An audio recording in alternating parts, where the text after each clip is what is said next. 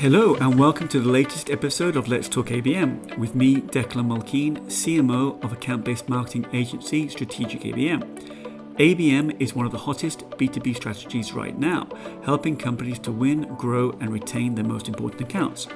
This podcast allows me to spend some time talking to account-based marketing leaders about their ABM programs and share their insights with other B2B marketers, wherever you are on your ABM journey.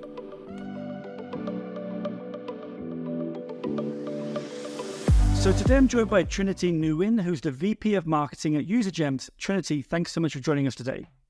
Hi, Declan. Thank you for having me. Well, listen, a little bit of background, really. I kind of came across you and the company, LinkedIn, probably like many things, and I was interested in learning about your story, about your company, and a little bit about you and your ABM journey. But I suppose what's interesting, since we had our original chat and now, is that I just keep on seeing your company everywhere. And I don't know whether that's because you're playing some, with a puppet and you're making sure that my profile on LinkedIn is invaded by UserGems. But I just think to pay credit really to you and your company is that your brand, I just see it all over the place. So perhaps we could kick off with a question around that really. Tell the audience, for those who don't know who UserGems are, tell us a little bit about, who you are and what's your kind of unique selling proposition in the market. Yeah, absolutely. And it's funny you mentioned that because that exact phrase of, I keep seeing UserGems everywhere, that's one of our company's OKR. And it's been like that for a quarter, over the years. Because we keep hearing that in our sales calls, people are like, oh, I keep seeing UserGems everywhere. So we want to make sure that that's part of our brand building strategy. And we want to rally the team across, like from engineer to social, marketing, sales, and whatnot, to make sure that everyone sees us everywhere. So advertising is just one channel, but also like social. Yeah, it's really nice. So thank you. You gave me one more point in my OKR achievement this quarter. There you go. What UserGems does, so kind of high level, we are software for revenue teams, so sales, marketing, customer success, rep ops. And what we do is we track your key champions when they change their jobs. And there are a number of use cases. So for the sales and marketing team, it's like when they change to new organization that fits your target account, ICP, then it's an opportunity to sell to them again in the new organization. On the customer success side, it's a churn risk. When your champion leaves the organization, that should be a churn risk signal. So that's what we do. So in essence, you help companies like mine or any other company working in sales and marketing to track the movements and the ins and outs of people as they come into companies, as they leave companies, as they start new positions or change positions, and you then are able to benefit or help customers rather benefit from that change by presenting those individuals with information, with campaigns about products and services. Is that That's perfect. That's perfect. That's the next step. So it's not just the movement, but also like enriching all these contacts with like the new contact information and all the context around that person and their relationship with your company, and surface all of that in your CRM or any kind of like platforms that your team's using today so that it's actionable. So that's the next part. So basically taking all that information, as you said, taking all that information and then presenting it in a consumable fashion for marketers, salespeople to use it and to make good use of it, really. Okay. Yeah. Let's talk about you mentioned about marketing and sales and SDRs. One thing that when we were chatting previously, you mentioned to me, which I found fascinating, was that you said to me that that you're responsible for marketing and you're also responsible for the SDR teams. Mm-hmm. There's this whole debate, which you've probably seen on many LinkedIn and other places, which talk about, where should SDRs report into marketing or into sales, etc. Pros and cons, clearly. But tell me, how did that come about? And what do you think you gain, or what does the SDR team gain from that tight integration? Mm-hmm. So there are a lot of hot takes on LinkedIn. I think the right answer is always it depends. Depends on whether your marketing leader or your sales leader have the bandwidth and the understanding of the workflow of the SDR to fully support them and develop them. So I think depends on your organization. For us, from day one, so it's kind of like how UserGems came about and how we built our go-to-market. From very early on, like 4 years ago, we decided that the regular like lead generation, paid media wouldn't work for us because we were bootstrapped. We didn't have the resources to do that kind of like spray and hope for the best. Inbound will take a long time. And my personality is I want something a little bit quicker so I can iterate and improve. So we picked I think exactly 4 years ago to do ABM as the way to build our go-to-market. Yeah. And it's just a thinking, we just simply, we don't have a lot of resources. How do I identify the best fit accounts and go after those only to optimize our spend? And because of that, it makes sense for us to have the SDR or we call account development, ADRs, with marketing, because this is how we go to market, like ABM or ABX, so that we tightly align and coordinate the whole orchestration. So that's how we kind of evolve, and that makes sense for us. And if we talk a little bit about that ABM, ABX approach that you take there, about clearly knowing your ICP and clearly going after that ICP, you mentioned, I think, that 90% of your efforts are coming from that program. So tell us a little bit more. I mean, why is it you think that approach is working so well for you? I mean, you mentioned obviously there was at the beginning you were bootstrapped. You didn't have the necessary financial firepower to go down other routes. But you're saying now that obviously it seems to be leading, 90% is leading your revenue charge. So why do you think that works so well for you? Yeah. So the 90% of our pipeline came from the ABM in the first 2 years. So it was the motion or the channel for us. And then since then, we added on like the regular paid media, different campaigns, and then inbound start picking up. So now it's no longer 90%.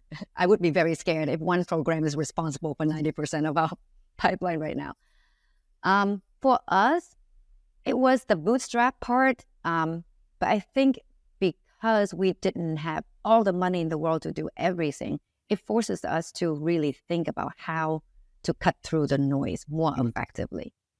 So yes, it's about the money part, but I think money was just a forcing function. I think be able to step back and think, how do you cut through the noise, how to get to them? The reason why we could do it and drove so much pipeline for us is all of our campaigns was actually one-to-one. So we didn't even do one-to-many or one-to-industry, any of that, right? So we picked 10 accounts. We identify which of their customer have changed job individually. So if I go after like, hey, Declan, your customer from Capgemini is now at, Google. Have you reached out? It's that personalized. And then it's also orchestrated with the SDR because in the first email, they use the same language, the same graphic. So it's very orchestrated because we only went after 10 accounts. So in the first time we ran that campaign, we got like 50% demo requests from like 5 accounts out of 10. And then we scaled to 30, 40, 50, and now with 200 accounts every month. So beginning, I think it makes sense to just focus on what makes your buyers tick, how do you best communicate your value, and do it in a really small scale and learn and scale from there. Well, I think, ironically, I think by not having the investment from a marketing point of view, you actually have to be more innovative. And it kind of forces you to do things that perhaps you wouldn't do because you'd probably say, well, you know what, we can turn on some paid media now. We're going to have a whole bunch of leads and that'll keep our SDRs busy. And you can kind of almost be like a hamster in a treadmill, really going round. Yes. And it's really hard to step off once you're on it. It's scary to turn off a channel. So, yeah. But you tend to fall off when you come off the treadmill, at least I do, but then you need to find your feet. And I suppose you were fortunate. But actually, that's interesting about that.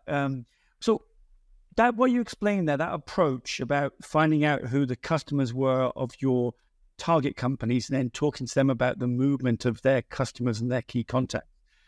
Are you still using that approach today, or have you evolved it? Or well, we definitely evolved it. We still have that components to our ABX, but we add other as well, like a broader messaging, different type of graphics. So we definitely evolved it so that also like the way it looks too. Back then, it's just me and PowerPoint screenshot it. It was ridiculous. It was so bad looking. But it worked, right? It worked. It worked. We actually got so Gong is one of our customers, and I remember they came in. They were in this first few batches of ABS we did 4 years ago, and the head of demand gen, he said it was so bad. It's personal life. It's so badly designed that it got our attention. So I guess it achieved the purpose. Well, there you go. I mean, you should put that on your website as well. So, I know. but I think also, I mean, a lot of what I'm reading about and some of the experiments that we're doing here at the agencies around creating creatives that are very natural. And I think there's a tendency to kind of, we've always want to over polish things, don't we? And we want to make things look beautiful, and whether it's a video or whatever it is. But I think, the B2C market is leading in that kind of way, that using kind of, iPhone video. And I think I'd like to see a lot more of that in the B2B world. So I think actually downgrading, I think you were probably ahead of your time, to be honest, Trinity. I think you were probably 2 or 3 years ahead of your time, and now you're seeing that people are doing this now. And I think Gong, actually, you mentioned Gong, and I know quite a few people there as well, and they've done some interesting stuff as well in terms of their kind of GIFs and memes, that kind of stuff they do as well. So that's an interesting one. Talking about evolution, when we were speaking before, you mentioned that your sweet spot of ICP was, I think you called it kind of mid-market, low enterprise. Is that still the case, or are you now kind of moving higher up the ladder? Yeah, we definitely have enterprise.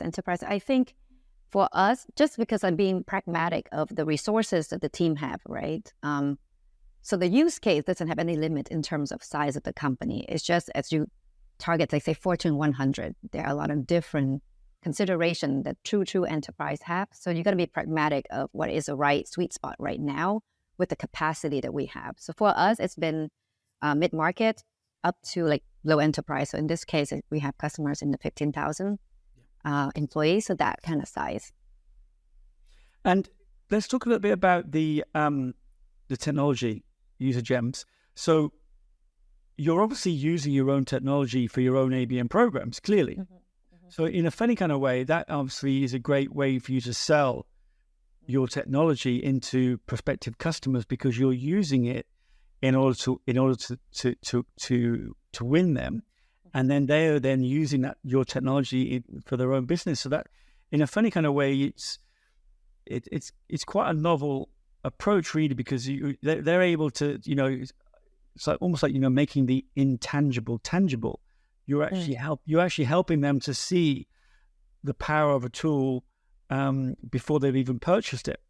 Yeah, I think like from the ad creative standpoint, us showing their customers job change it's not something like rocket science, because everyone can go into a website and you see all the testimonials. So it's not so much the power of the product, but how we use the UserGems software to help us. So we have an ICP list of roughly around 10,000 accounts right now.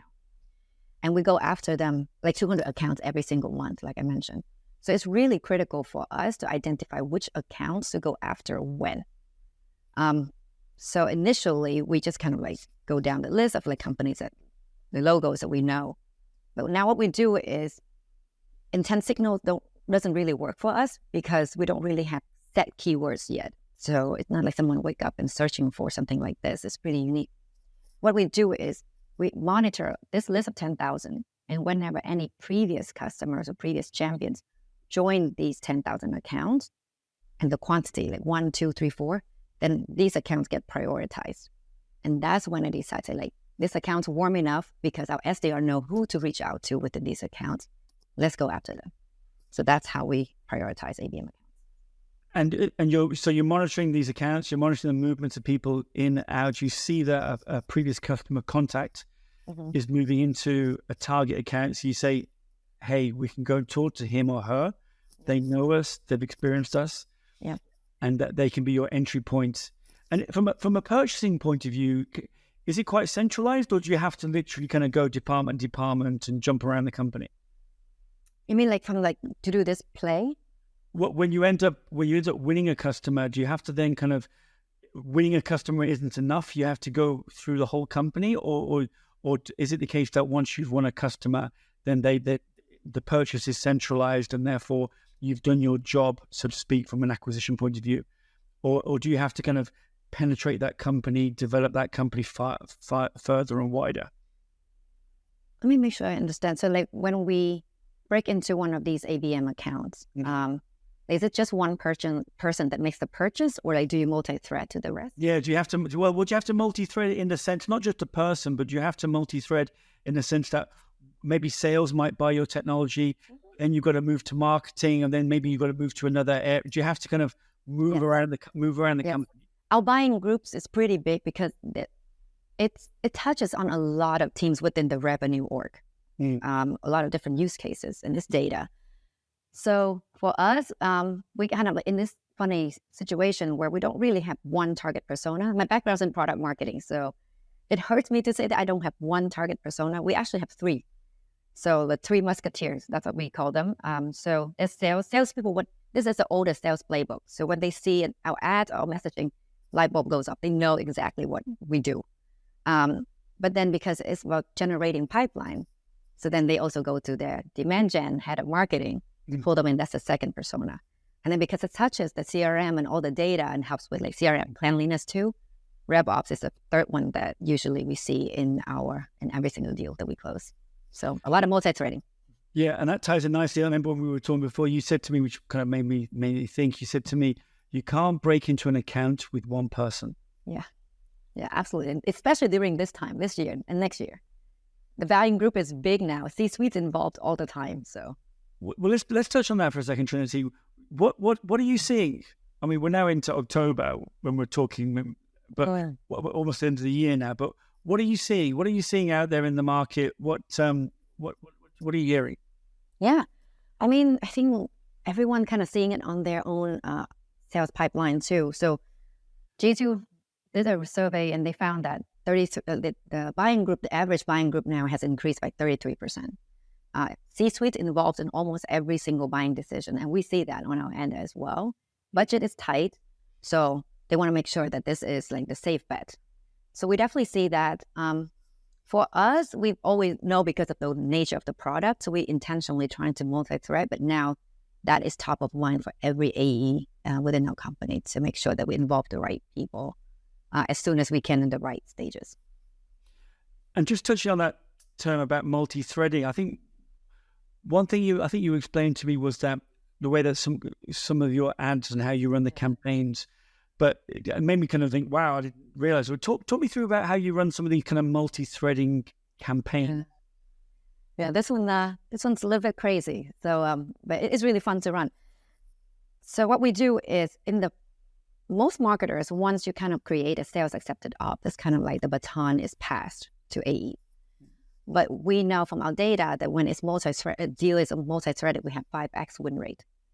So since early last year, we start running multi-threading ads. So when an open opportunity is created, we don't stop running ads. We actually start running ads to all these accounts and tell them like, hey, sales, someone in your team's talking to us. Hey, marketing, someone's, and the rest of the persona we usually see, and nurturing them all the way until it's close one. That's when the ads stop. So the reason we did through the ads is it's very soft touch. It's kind of something that people don't really mind, but it helps stay top of mind. It's not email, so it doesn't cross, paths with the AE's email. So I think it's great. But then we also measured. We did A/B testing at Q4 last year. So all the opportunity we split in half. Half got served with these multi-threading ads, and the other half didn't. And we saw that the ones that got served with the ads have, I think, 33% higher win rate. Obviously, more stakeholders involved and shorter sales cycle. Bigger deal size too, because now you bring in more people. So it's a company-wide initiative instead of one team. So since then, like right now, since January this year, 100% of our open ops get served these multi-threading ads. So in effect, what you're saying is that you got an open op, you start with the sales department, VP of sales. You then start running ads into marketing and into RevOps. RevOps, yeah. Saying, hey, we're talking to your sales team, and that's what the ad says, or something similar. Yeah, it just say like, hey, they're very soft. It's not even that specific. Like, hey, sales, or like the title, right? Persona. Someone in your team's talking to us. So. Well, that definitely piques somebody's interest, right? People think, hey, what's going on here? And so what happened? Talk us through that for the audience. Because this is really, these people might want to try this, but when they see the ad, if they click on it, what happens? So the funny thing is for our ads, most of our ads, we don't optimize for clicks. We want impression. We want people to see. And we also know that we sell to a lot of marketers and sales. People are smart. They don't want to be cookied. Nobody clicks. So we just want them to see. And then when they request, say if they request demo or not, actually, it doesn't really matter. So this campaign, I don't measure with pipeline or clicks or demo requests because that's not the point. The point is they talk to each other within their organization when we're not there and get pulled into the sales conversation. On the sales side, our sales team is trained to say, like, after the first few calls, like, hey, this is great. Sounds like UserGems would be a good fit for your organization. Typically, we also talk to this persona and this persona because of XYZ. So from both ends, we're kind of nudging our champion to pull in other persona as well. So it kind of goes hand in hand. So you're basically running the ads for them for the other persona to see the relationship is taking place, and at the same time your SDRs are talking to the AEs are talking to the team, say, hey, it'd be good if you bring these guys into the conversation as well. But have you got any evidence? I.e., have you then once you've won a customer, have you sat down with them and spoke to them and say, hey, talk us through what happened? Do you have like a fly on the wall? Do you have like that kind of thing? So we don't ask, but we don't ask customers for the journey, but that's why we did the A/B testing in Q4, and you can see how the ops progress, and they compare with ads, without ads. How did that perform in terms of close one? And that second funny thing is, I told you, like most of ads for us, we don't optimize for clicks.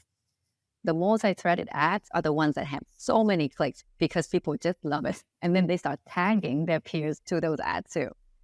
So that's enough for me to kind of like support this campaign.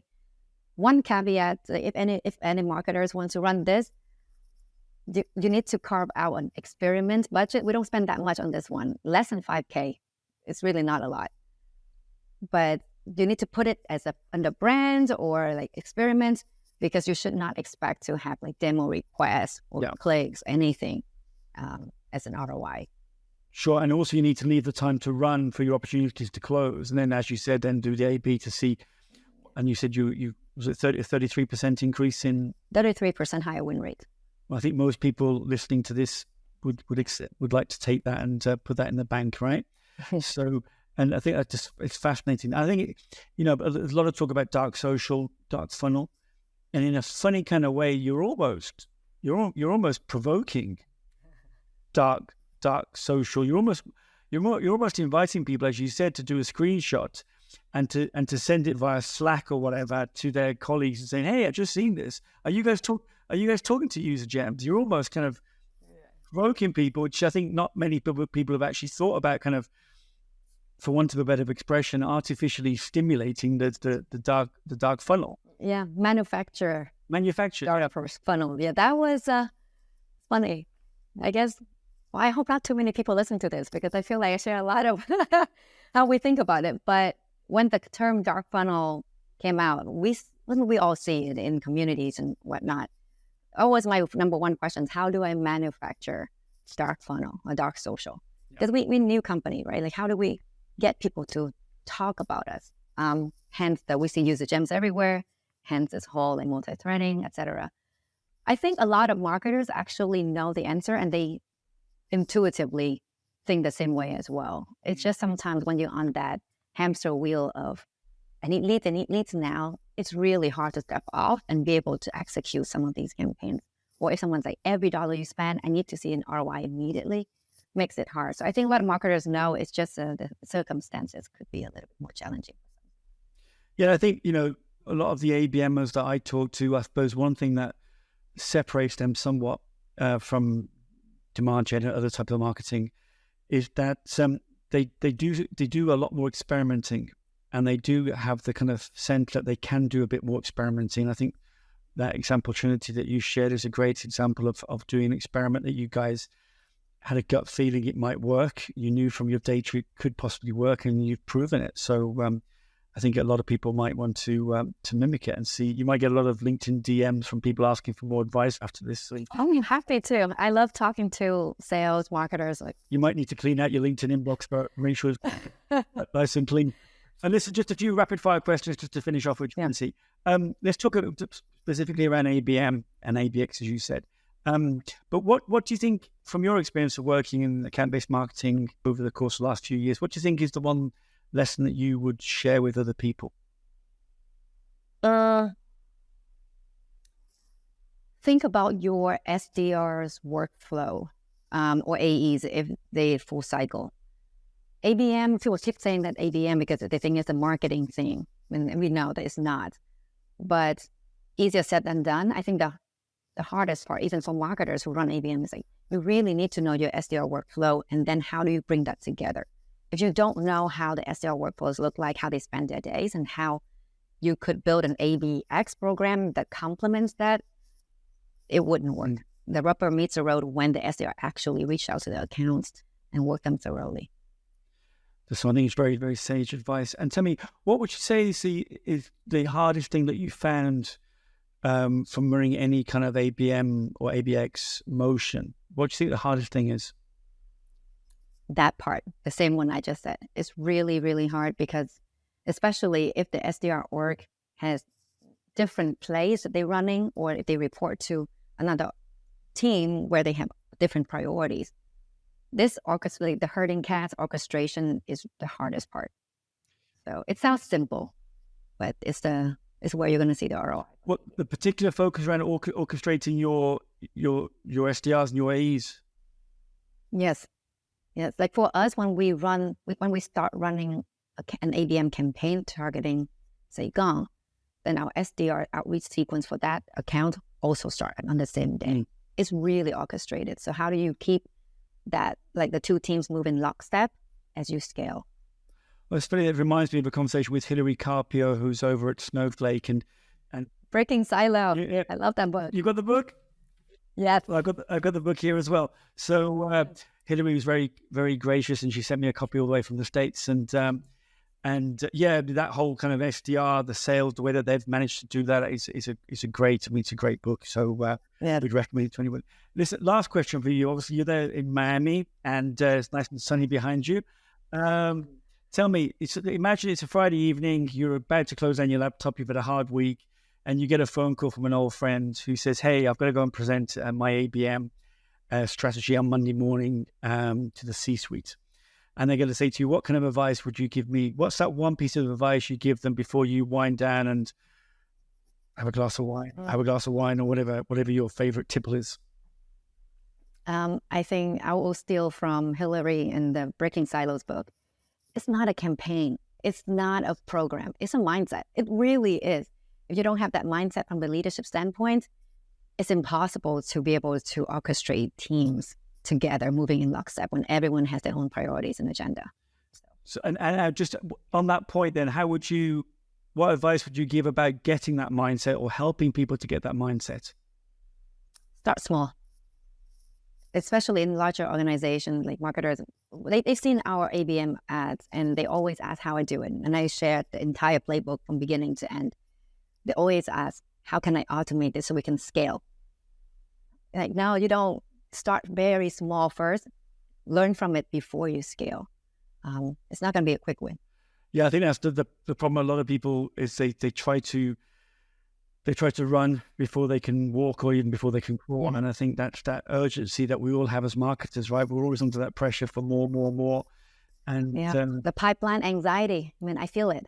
Everyone feel it. So, but you're in a better place now, Trinity, because you've been given that time to breathe, and you've been given that time to experiment, and obviously the results are there for everyone to see now. So I think on that note, congratulations on your program. And wish you and the whole team there at UserGems all the best for the future. And thanks for your time today. Thank you so much. And just with a little asterisk, we just share like the ones that work, but there have been a lot of experiments that did not work. So maybe that could be another episode there. Maybe we could do.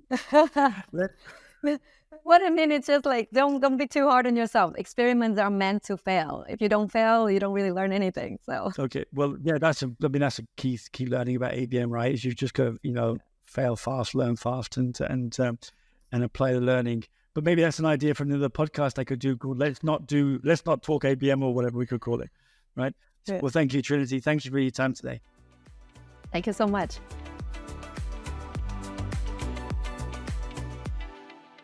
If you enjoyed this episode of Let's Talk ABM, be sure to subscribe so you're notified when a new episode is posted. Feel free to rate and review this podcast. Thanks so much for listening.